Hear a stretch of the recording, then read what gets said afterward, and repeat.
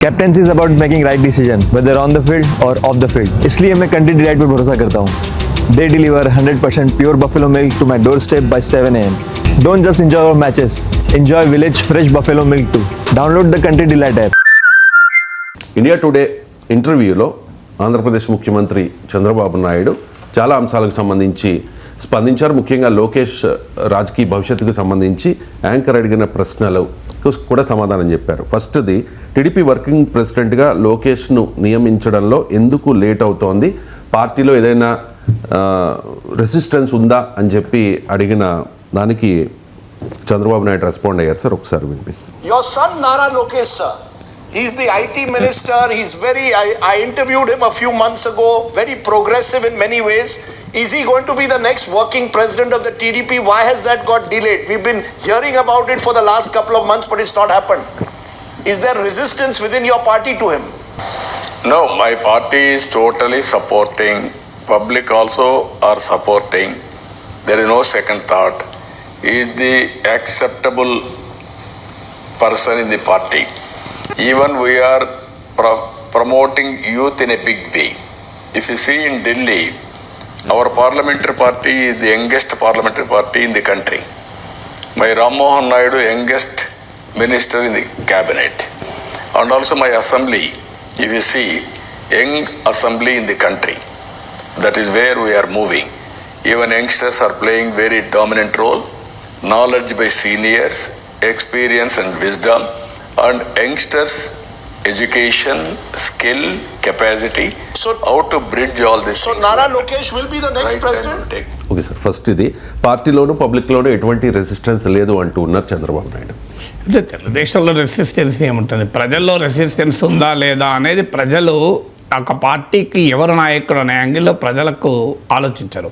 ఆ నాయకుడు ఏ విధానాలు అనుసరించారన్న ఆధారంగానే రియాక్ట్ అవుతారు.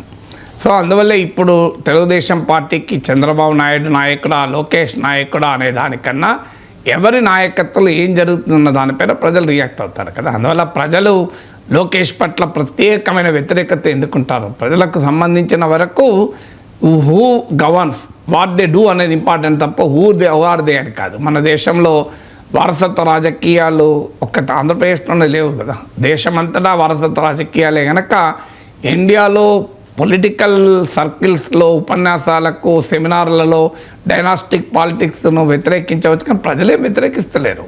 ప్రజలు డైనాస్టిక్ పాలిటిక్స్ వ్యతిరేకిస్తే జగన్మోహన్ రెడ్డి ముఖ్యమంత్రి ఎందుకు అయ్యేవారు, డైనాస్టిక్ పాలిటిక్స్ వ్యతిరేకిస్తే అఖిలేష్ యాదవ్ సీఎం ఎందుకు అయ్యేవాడు, స్టాలిన్ ఎందుకు సీఎం అయ్యేవారు. సో భారతదేశ వ్యాప్తంగా కశ్మీర్ నుంచి కన్యాకుమారి వరకు ఈ వంశపారంపర్య రాజకీయాల్ని, తరతరాల రాజకీయాల్ని యాక్సెప్ట్ చేస్తున్నారు కదా. ఇప్పుడు కాశ్మీర్లో అయితే 3rd జనరేషన్, మీకు తమిళనాడులో 3rd జనరేషన్ ఎమర్జ్ అవుతుంది, ఉదయనిధి స్టాలిన్. మీకు ఆదిత్య ఠాక్రే మహారాష్ట్రలో 3rd జనరేషన్. సో అన్ని చోట్ల 3rd జనరేషన్ కూడా ఎంటర్ అయిపోయారు కదా.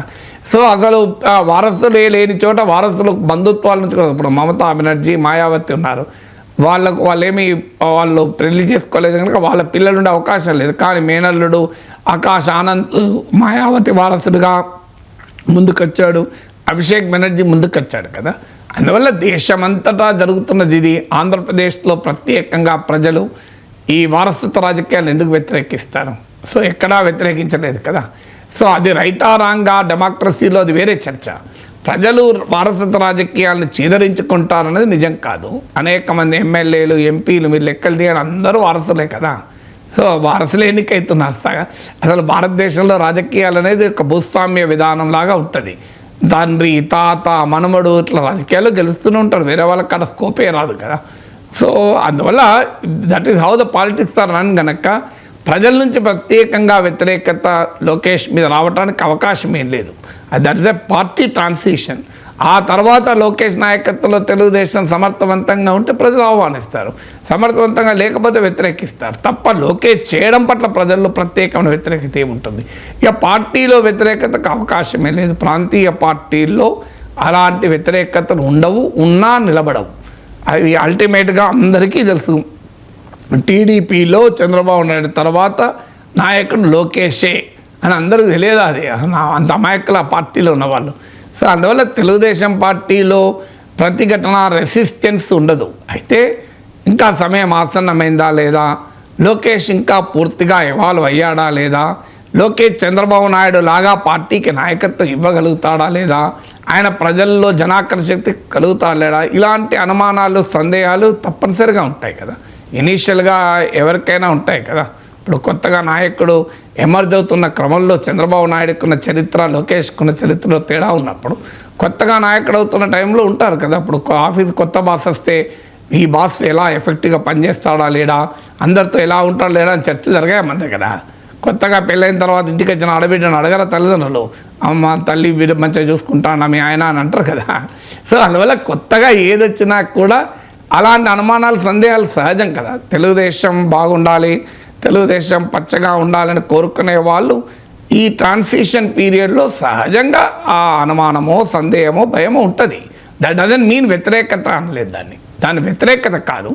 ఒక నాయకత్వ మార్పు 40 ఏళ్ళు తెలుగుదేశం పుట్టిన ప్రస్థానంలో ఇంత సుదీర్ఘ కాలం దానిపై చంద్రబాబు నాయుడు అంటేనే తెలుగుదేశం అంటేనే చంద్రబాబు నాయుడు కదా. ఎన్టీ రామారావు పార్టీ పెట్టినప్పటికీ అలాంటి పరిస్థితుల్లో ఆ నాయకుని ప్లేస్లో ఇంకో నాయకుడిని వెంటనే ఊహించుకోవాలంటే డెఫినెట్గా it takes time for the party to understand digest. పార్టీలో ఆ రకమైన పార్టీ వెల్విషర్స్లో ఉంటుంది. అది లోకేష్ పట్ల వ్యతిరేకతగా మనం భావించకూడదు. అలాంటి ప్రశ్నలు సహజంగా ఉత్పన్నమవుతాయి.